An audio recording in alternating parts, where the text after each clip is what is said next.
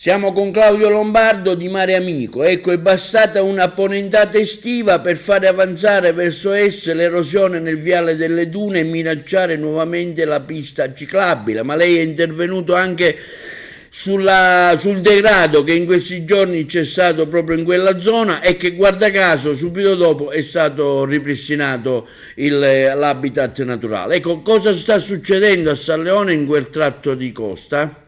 È inevitabile quello che è accaduto ed era prevedibile.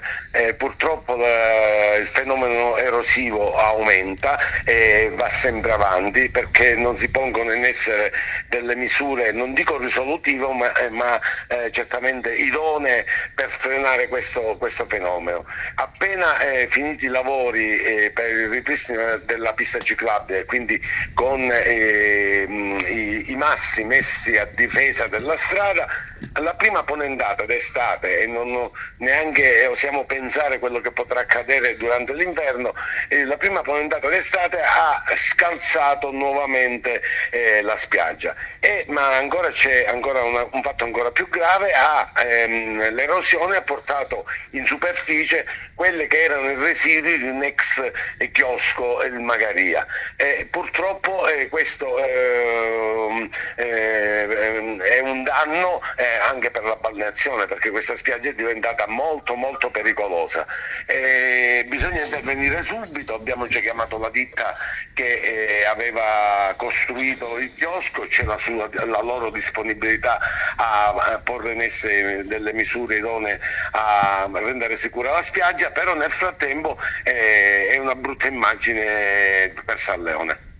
Ma c'era anche una proposta di mettere delle barriere, diciamo, sott'acqua, no? Per evitare questa continua erosione?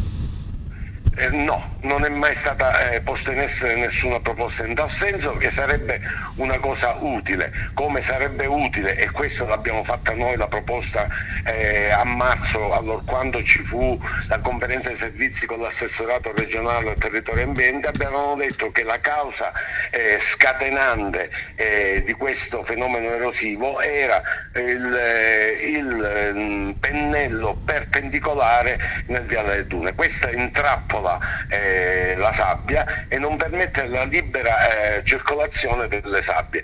Questo è il fenomeno erosivo che è presente in quasi tutte le coste siciliane, accentua questo danno, e probabilmente quest'inverno perderemo un altro pezzo di spiaggia, e purtroppo penso che cadrà un altro pezzo di pista ciclabile della strada del Viale del Dune, se non si fa qualcosa.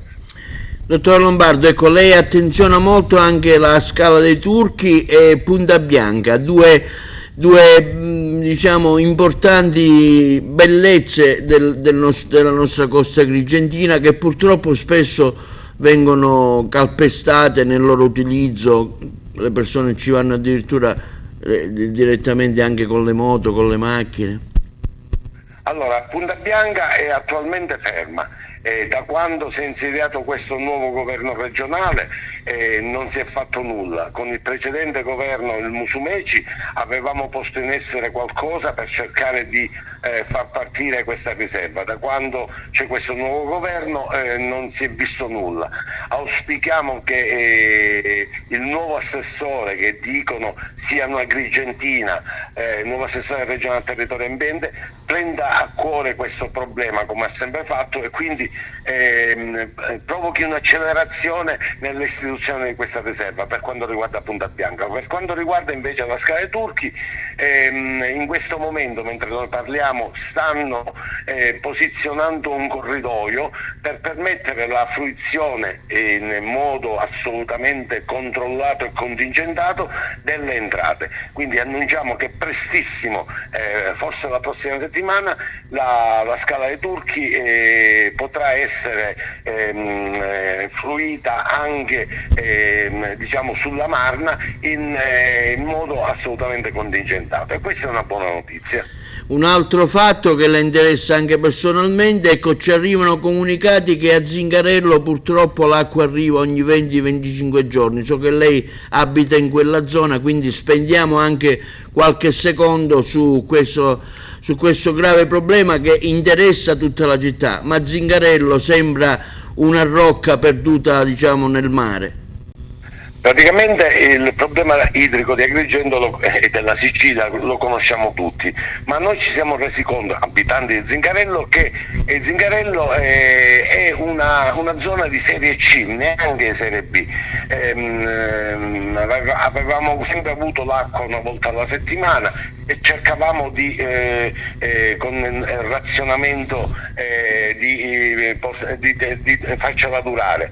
Ora siamo passati a 2, addirittura 3 settimane. È una zona di serie C e non è una situazione tollerabile, perché tutti gli abitanti hanno gli stessi diritti e quindi dovremmo ricevere l'acqua almeno ogni 10 giorni, e questo non avviene, almeno quest'estate non è mai avvenuto.